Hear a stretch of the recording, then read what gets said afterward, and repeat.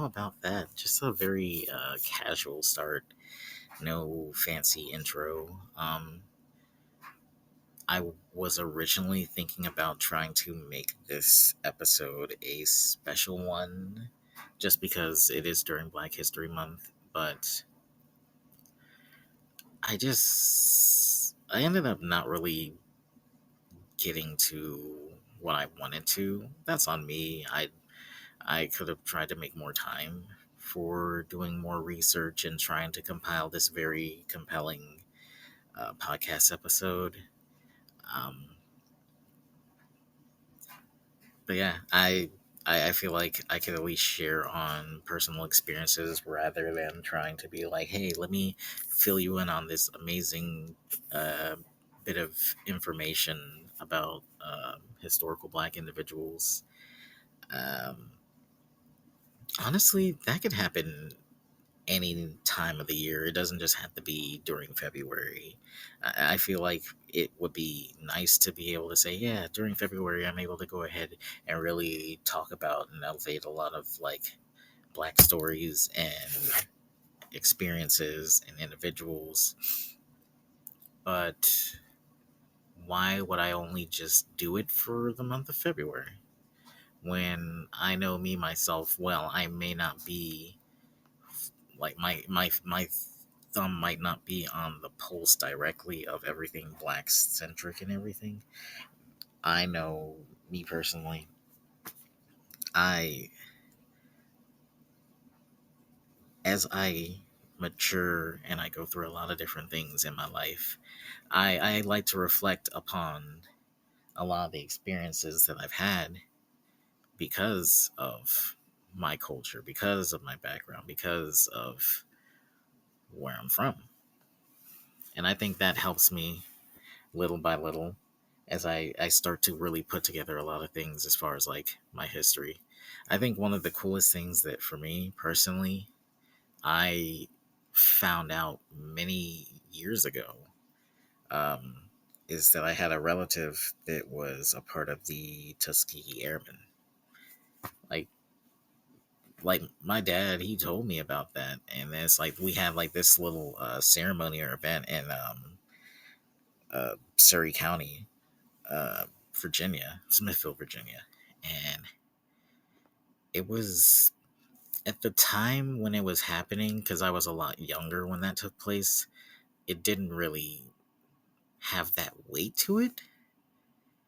But it's like as time goes on, it's like, and now we're at this point where now more than ever, the history of Black people, of African Americans, is just constantly being challenged and worked upon to be erased from the history books as a whole.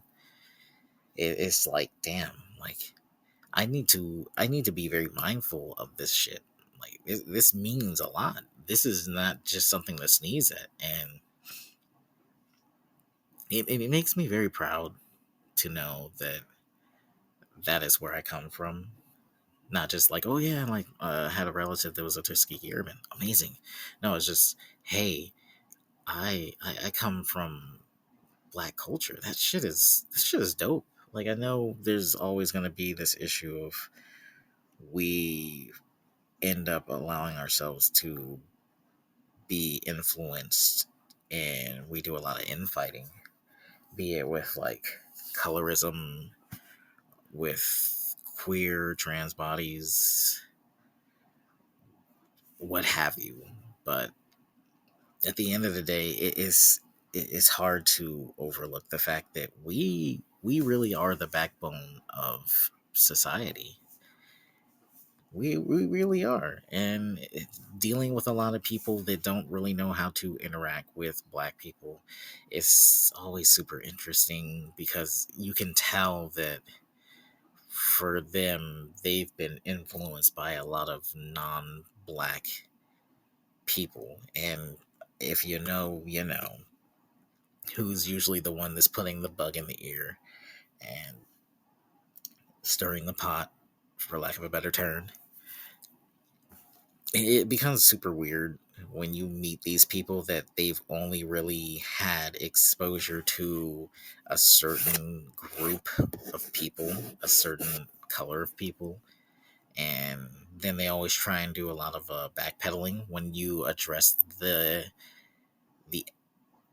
absence of black people in their life outside of maybe just the general public exposure, be it from their job, be it them commuting, be it them going to the store, or what have you.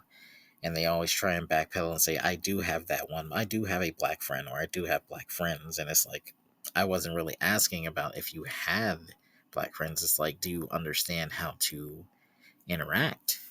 And do you constantly do work to respect these friends?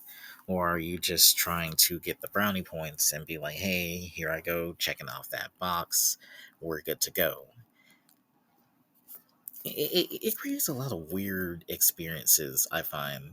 And me growing up and having gone through the shifts that I have, that I feel like a lot of people have gone through, it is indicative that now more than ever, and I could say that it's almost to a fault and to a detriment where I'm at right now, and I have to address that because I understand that a lot of that stems from the trauma of dealing with a lot of people that don't look like me and how they treated me and interacted with me. Having that wherewithal to be like, hey, maybe I need to step back and understand that this is not their fault. This is just my defense mechanism, and they're just trying to help me. But at the same time, they may just not know how to deal with someone like me. You dig? Like, it's there's so many layers to really deal with and process, and like having talked to some of my friends, it's becoming more apparent that I'm kind of at this crossroads when it comes to dealing with new people, and it's leaving me with this feeling of I don't really have a lot of options, and that I'm putting myself in a bad position. Which, I mean, that is more. It's a lot of self-inflicted stuff with that, but also it doesn't have to be the end for me, if that makes sense. Where it's like I really am trying to push to find more black people, and not just black people, because I am very much somebody that I need that intersectionality. Like, it's I want to find more black people, but I also want to find more black queer people, but I also want to find more black queer people that are trans or gender diverse. Like, yeah, and then adding on to that, and I get that, especially depending on where I'm at, that is going to be very hard to come by, because it's like, yeah, I can find black people, but they might just be cisgendered and heteronormative. Or I can find queer people, but they're white, or they might be biracial, and as such, they kind of lean more into the non-black or POC side of their heritage. Because I mean, I've met a lot of people like that, and it's never ending, unfortunately. Where some people, they're they're biracial, they're white, and they're a person of color, and I, for whatever reason, growing up, it was a constant thing of, you have there was always a derogatory slur based off of calling somebody an Oreo if they were like white and black. Um, and as such, I think that really played a big part into how some of those people looked at themselves and valued both aspects of their culture. And I feel for those people. I feel for them, because it's like, some of them I was friends with, and mean, shit. I can't sit here and act like I know how their experience was. I can only sit here and say that as a fully black person, I had my experiences. I had to deal with a lot of this shit that a lot of black people had to deal with coming up, especially in the public education system and just in America in general. Like that's just going with America in general, not even thinking about like how it could be in Canada, because I feel like a lot of people probably look at Canada like, oh no, Canada is so much better. They treat black people so much better. How do I know that? How am I to believe this what you are telling me when I don't really know anything as far as like the culture of Canada with dealing with black people or people of color in general? I can't just say like, okay, yeah, I believe you, and then I move there, and it's no different than when I was living in America. Same with if I went to the UK or wherever else, and that's one of the things that I've had to really pay close attention to with a lot of the planning and goals that I'm setting for myself, and just thinking about what I would like to see in my future, because I do still have this major desire to move overseas. That that comes with a lot of research. When I was living in Baltimore, one of the things that I was doing while I was doing my whole school arc was looking at the need for certain professions in different countries. And some of the countries I was looking at Singapore, I was looking at Scotland. Those were like the main two that I was looking at, was like Singapore and Scotland. And just really starting to kind of do the homework and breaking down. Uh, I was trying to get into some of the legislation for those countries. I still need to go back and do that, but just also trying to, without being there physically, get a gauge of the culture, which is really hard to do. Right, the only way that you can really do that and fathom anything of that sort is to go there, go there on a month stay, because you can't just say like, oh, I'm gonna spend a weekend there, I'm gonna take a weekend trip to Scotland. Sidebar: if you're able to just casually do a weekend trip to another country like that and then be back on Monday, I we need to talk, because I'm trying to get like that. I'm just saying. But also, wow. And then a week doesn't feel like anything, because you're going to be spending a good portion of that traveling. You're going to be spending a good portion of that traveling, especially depending on where you're at in the world, or more specifically, where you're at in the United States. It's not no quick 3 to 5 hour trip. I wouldn't say. Well, I wouldn't say, unless you're on the East Coast, but me, I haven't even taken a look, so I could be completely wrong as far as, say, like the northernmost portion of the northern eastmost portion of the United States, and then flying out to, say, Scotland, because that would be the closest of the two that I mentioned. Singapore, obviously, even if you were on the West Coast, that'd still be a hike to get out there. I digress, though. Being able to look at a lot of these different places and just be able to envision a future outside of being here in the United States. It's not so much trying to find refuge from the destruction of this country in real time that we are experiencing right now, but it is more so I want to experience the world beyond the device screens and the television and the newspapers and all that stuff. I want to experience it for myself.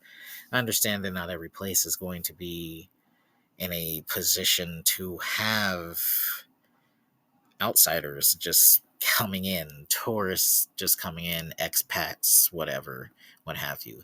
I do see a lot of states putting out these work visas and such because their countries are dwindling in population, and I like that there's this opportunity, this kind of entry point to go to these countries and experience their culture and such.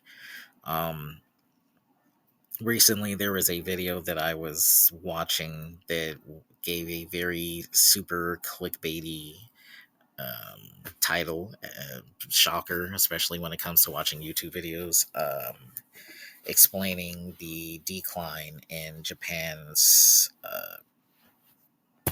population. But the way that it was explaining it was all that their birth rates are dwindling and they're diminishing, and that they're thinking about having a breeding visa or something, which is extremely not true, obviously. It is just a very simple visa for work.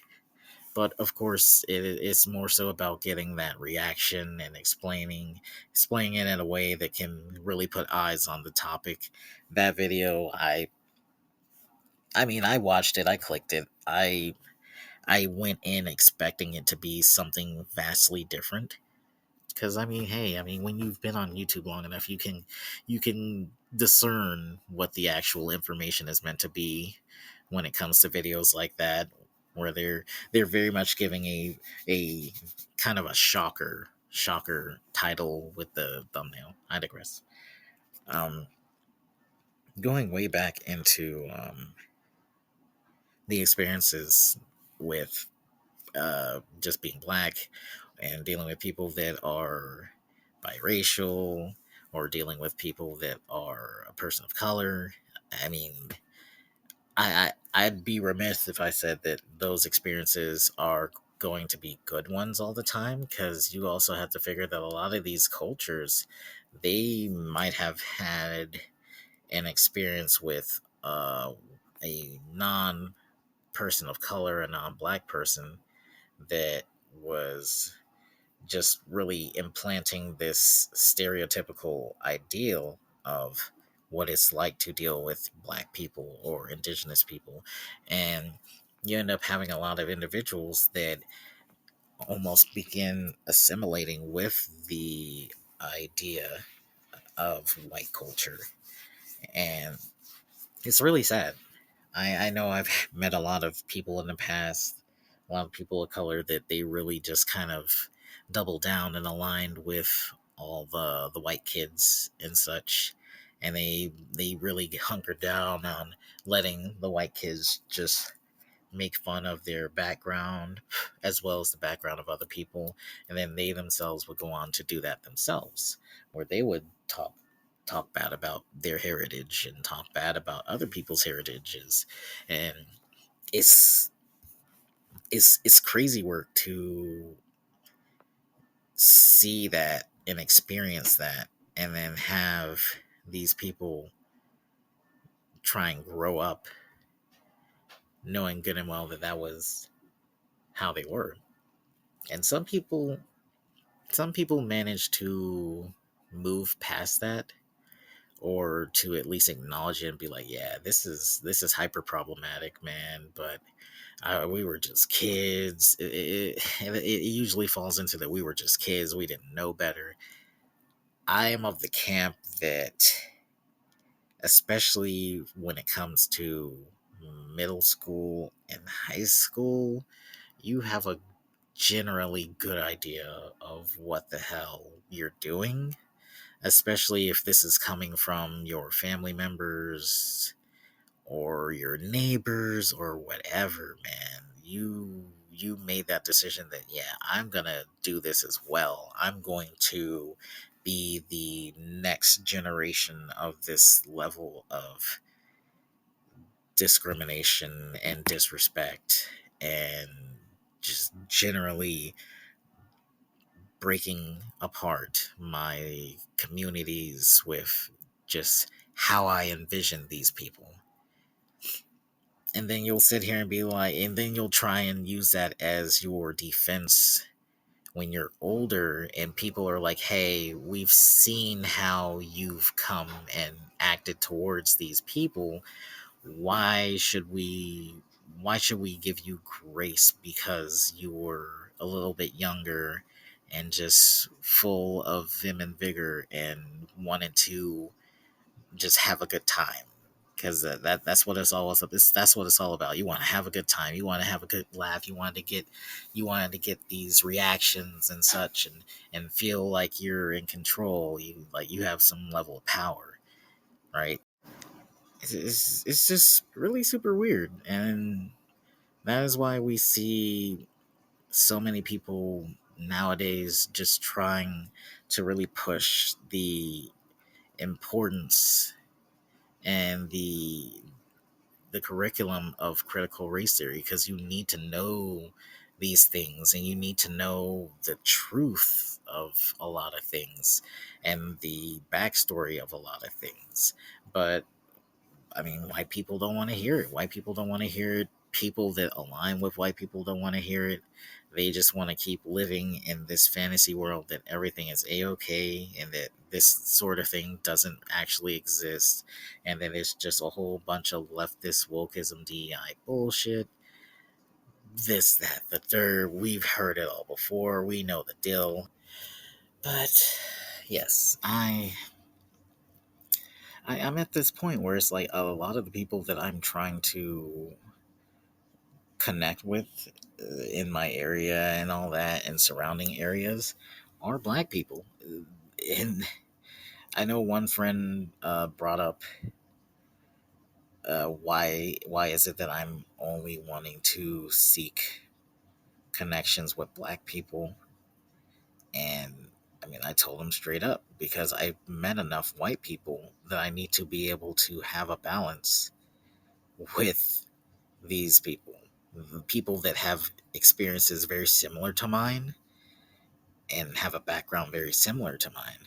Am I taking anything away from like the experiences that I've had with white people or Latina people, Asian people, indigenous people, Muslim, Arabic people? No, but it's good to have it's good to have people where you're talking about things and they immediately know and understand, because they're like, yo, I went through that. Yeah, I remember that. It's not just the nostalgia trip of like, you remember when our mamas always told us that we need to be in before the lights came on. It goes deeper than that. It goes deeper than that. Sometimes it's sharing on experiences where it's talking about old old partners or experiences at the job and people complaining about an aspect of us. Maybe it's talking about how our hair looks or how we're dressing or how we sound and all that stuff. Being able to connect with somebody where you're not having to do a on the spot crash course of why that is such a big thing for us to deal with, because you'll end up meeting a lot of people where they're not really in the know, and I mean, it's not their fault. That's not a part of their background, but it's like we don't want to always be the ones to play teacher when we're explaining why somebody saying something about black people is problematic, or why certain sayings shouldn't be said just by every person, because it has a connotation surrounding black culture. Okay, so yeah, I like to be able to form more bonds and connections with black people, because for me, yes, I've had my experiences with white people and Hispanic people and all that, and it left a bad taste in my mouth, and that's something that I just have to work on. I get that every experience with people like white people and all that is not going to be the same. But for me right now, I feel more comfortable being able to connect with blurs and black queers and all that.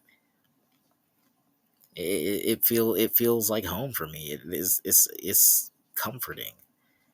So that's what I'm gonna do. I'm gonna keep doing that because that's what I need in my life. That's what I want in my life, and I'm not gonna change that for anything.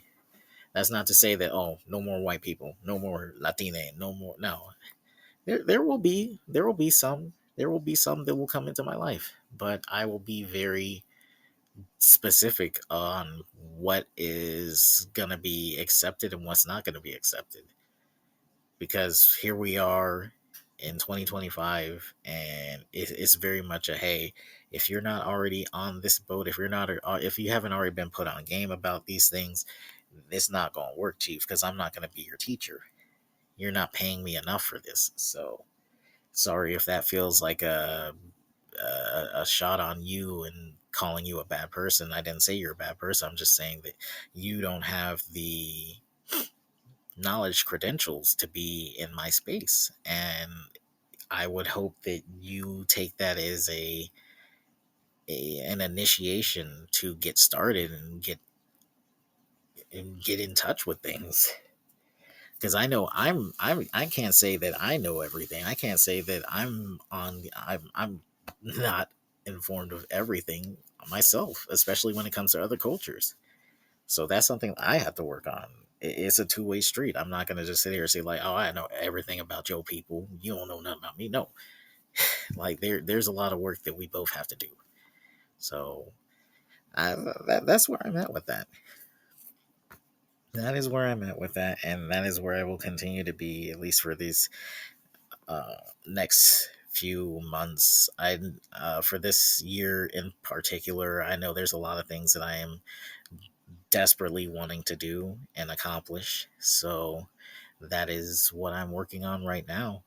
One of the big things is just being able to have a stronger network of people, not just in here in Tennessee, but just all over the states and even outside of the states, starting to try and get in touch with people abroad and forming bonds with people over there so I can start hearing about other cultures from the lens of an individual that actually is within that culture, as opposed to like, hey, let me turn on the news or look on YouTube or something, right? So it's a steady process. The process of trying to find new friends has been interesting to say the least. Of course, uh, the platforms that I've been using might not be the strongest for that case, but I'm willing to give it a try because it's not like I'm not really the most outgoing here. I'm gonna go to these social outing spots all the time, but yeah, it's just that's a learning curve for me. Being able to find good places to connect with people and not feel like it is a rushed experience. Not like speed dating or anything, but just, hey, being able to sit down with an individual and just kind of break things down in like half an hour or something, or maybe even less than that. I mean, there are some situations where you can get a solid read on a person within like that first 5 to 10 minutes, and then it's like it's either green is go or hey, I'm just gonna go ahead and hit the button and we're gonna go our separate ways. Uh, that kind of plays into the, I guess, the romance, if you will, because I don't even know, man. There are some people that I have reached out to express interest, but I think that may be all for naught, and it's just kind of it sucks because I do like to be very direct with people, but I feel like for that matter, some people are just kind of like eh. And I'm like, hey, I mean, I don't mind waiting. I don't mind being a lot slower with this process. And I mean, it's happened in the past where I've been, like, there have been a few select people where I'm really wanting to put this energy into making the situation work, but it is not being reciprocated, and it is essentially just kind of thrown in the trash. And it just leaves a really bad taste in my mouth. And it continues to, because it's like, why? I think it's more so on me, because it's like, how do I end up getting into being that person that forms a really strong connection with somebody, because I see a lot of qualities in that person that I'd like to share in. And I really do think that is on me for becoming attached to a lot of different people in the past and even now, and just not being mindful that that person is not going to see that from your point of view, as well as see the potential of sharing in anything like that with you. So yeah, it's a process. And then being on the apps, like I'm on a few different like dating apps, and right now it's more so just, hey, I'm just trying to find people that I can kick back with and vibe with.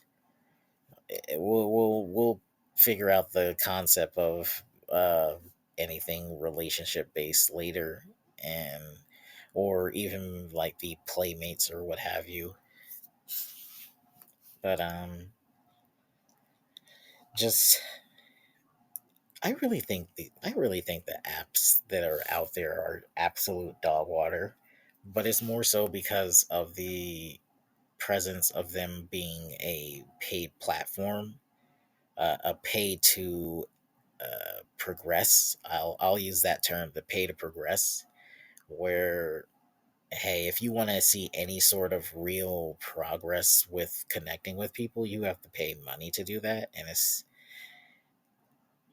I guess that's the only way that they can stay floating irrelevant, because it's because you figure, okay, I could just take that sort of business to uh, a Blue Sky or a TikTok or whatever platform you're using.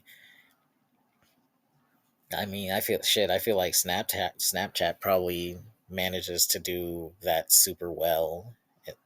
And I mean, that's Snapchat. I don't use Snapchat. I just threw it out there because I feel like a lot of people, they always use the reference like, "Hey, you got Snap," and it's like, I feel like that's kind of the head nod situation, or like, "Hey, what's your number?" Basically, that's like this current version of "What's your number?" or whatever. "What's your line?" So I don't know. It's just, all people are weird. I'm weird. Everybody's weird. Just various versions of weird. Is it good weird or bad weird or sussy weird or whatever? So, aside from that, since I did kind of lead into this with speaking on the experience of being black and this being Black History Month, uh, I didn't really get into anything super black connected per se this month. I mean, surprise, surprise, I guess. Um,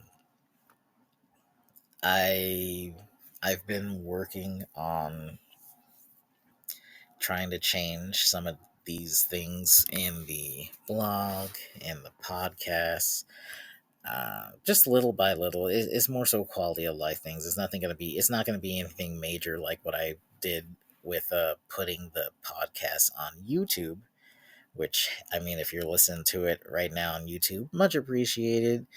Hopefully I'll start putting more stuff on my YouTube. It's been around for long enough. It was originally there for my streaming career, which is on hiatus until further notice. I'm hoping to ramp up on that by the end of the summer. That way I can go ahead and gear up for fall, because I really want to try and get some good stuff in for fall in that aspect. specifically October. Like, if you know me, you already know I'm always trying to do something exciting for my birthday month. So, uh, I'm not going to try and do fingers crossed. It's just, hey, am I completing these steps to get to that goal, or am I just kind of twiddling my thumbs, saying, hey, maybe something will fall in my lap and I can get to going on that?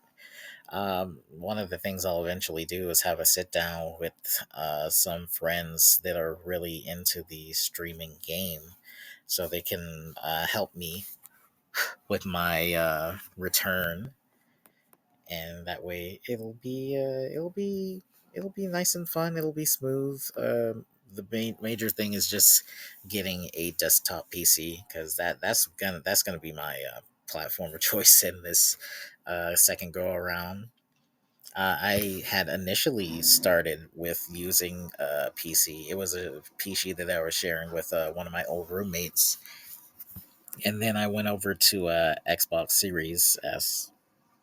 But yeah, I think this is gonna just be the from here on out is just being PC. I can't say I'm really excited to do anything with consoles going forward. I haven't even been keeping up with like the state of play and all that stuff. I'm just more dialed into seeing what sort of indie games are dropping, and I'm gonna keep that I'm gonna keep that up. There will be a few major titles, like one that just recently dropped that I know I'm gonna have to eventually play is the Yakuza game. Yep, good old Majima Goes to Hawaii. I have not watched anybody play it because I'm going to. I don't. I want to experience it for myself. Like, what I saw from the trailers was everything I needed to see. I don't need to see anybody playing through the game. I'll play it myself. I don't care to hear anybody's take on what's happened in the game, because I will play it for myself. So yeah, I'm not like that for a lot of games. So that's how you know it's very major for me.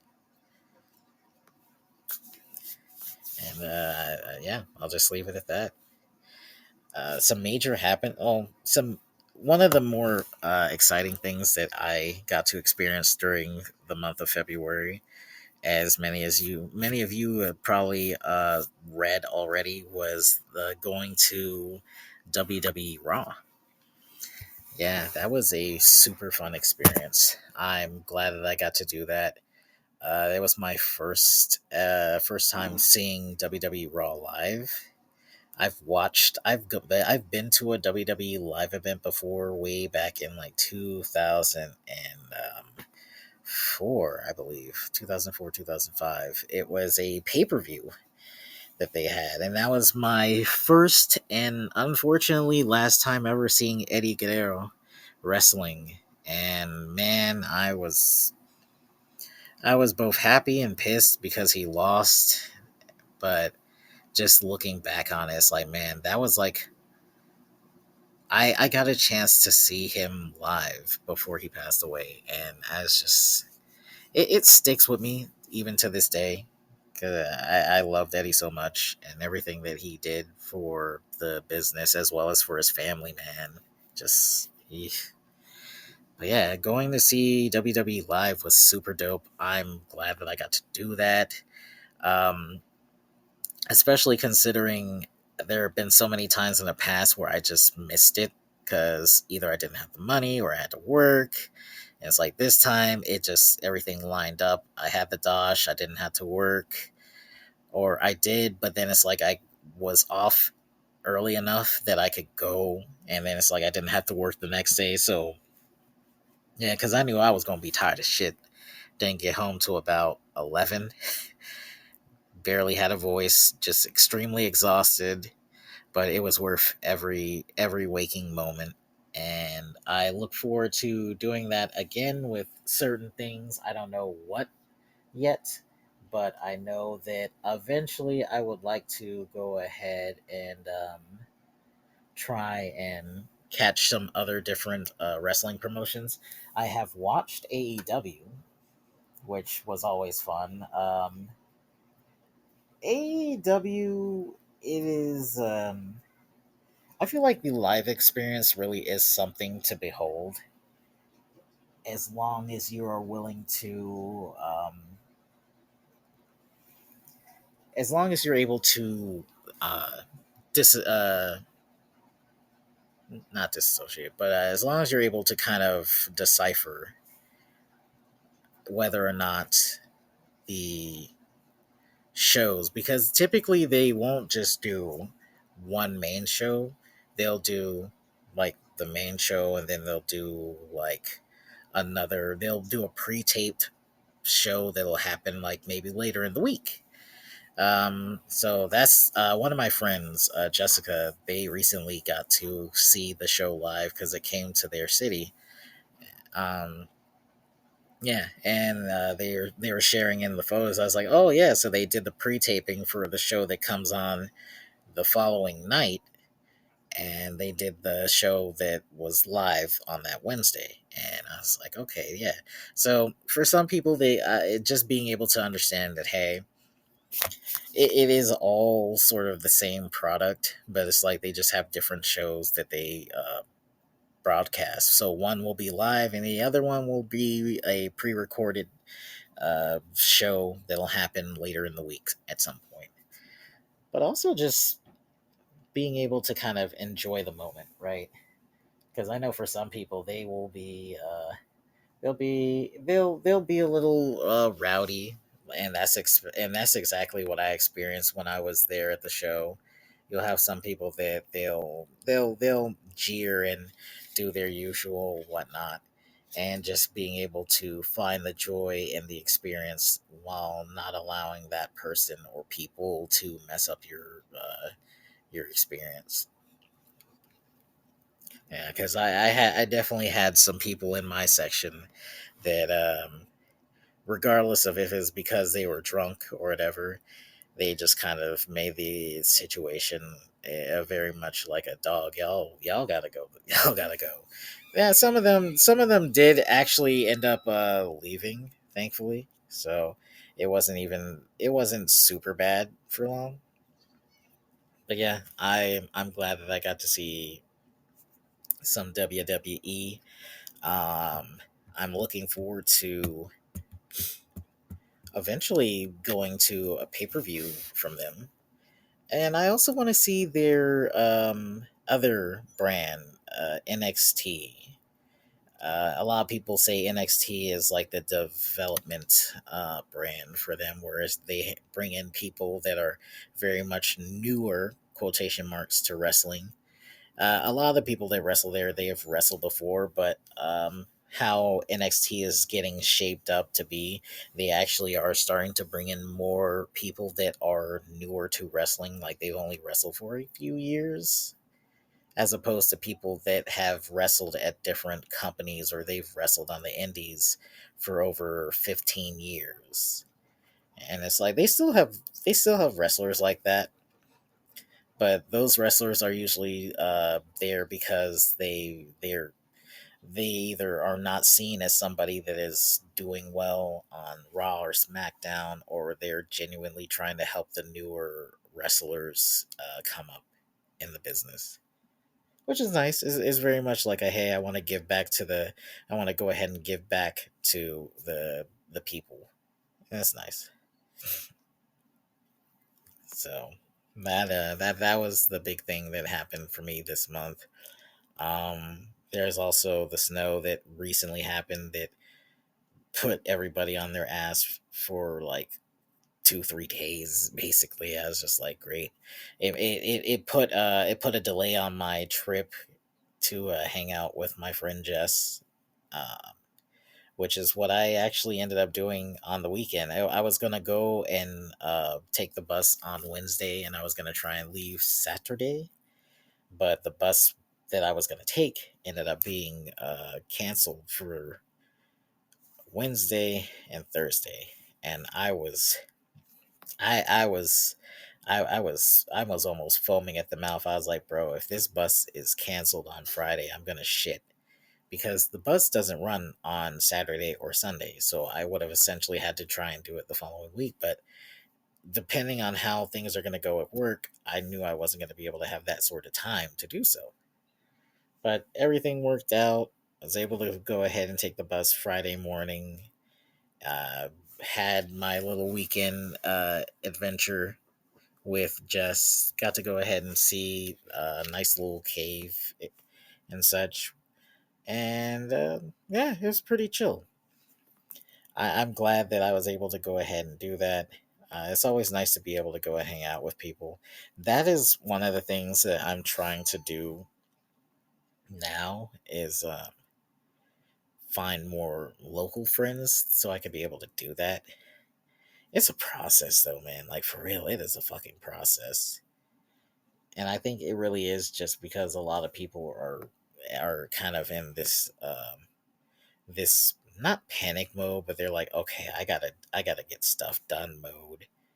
And it's like I feel that because of everything that's happening in DC and all that, everything that's happening with like legislation, I get it. You got to go ahead and you got to get your shit in. You got to do what you got to do, and then just hope hope that these next three and like 3/4 years are gonna be not the actual beginning of the apocalypse, right? Like I know for me personally, that is one of the things that I need to really start picking back up on. I have been trying to work on clearing a lot of old debt that I have, and I wish I could say that it's small debt. It's not. So it was kind of fun with like, hey, I'm getting money again, but it's like, oh wait, I have to be an adult and take care of these things if I want to go ahead and start progressing and getting to uh, make bigger purchases because I need to fix my damn um, credit score, even though like credit's fake and a lot of other shit's fake. But hey, here I am trying to play the game, I guess. Right? So that's where I'm at. But I do need to be more like that. I need to be that person that's taking responsibility on these things, even if I don't feel like it's necessary. If I feel like it's a bunch of bullshit, it just, hey, it'll help me at least to some degree going forward. But yeah, I think I'll sorry for that abrupt stop because I was just thinking about some other things. I think this one's actually going to be a little bit shorter, and part of me feels bad for that, but at the same time, it's like I didn't have too much that really took place for me this month, and I think that's how some other ones will be. I can give a little preface that next month I'm going to be looking to try and do one with multiple guests. Yeah, and I won't disclose what the topic will be. It'll have to be a surprise, but I do intend to try and have two people on for next month's podcast. So, yeah, I guess look forward to that, right, guys? But either way, I do appreciate you stopping by to listen to this episode. Um, this one was very much just kind of put together since a lot of the stuff that I initially was trying to do just didn't really come together. And that's on me. But that's just something that we have to deal with going forward, right? Not everything's going to work out the way that we wanted to, and it's not always the fault of anything, not even ourselves. It just sometimes you have a subconscious change of plans. But with that, I will bid you all adieu, and y'all take care of yourselves. Toodles, little noodles.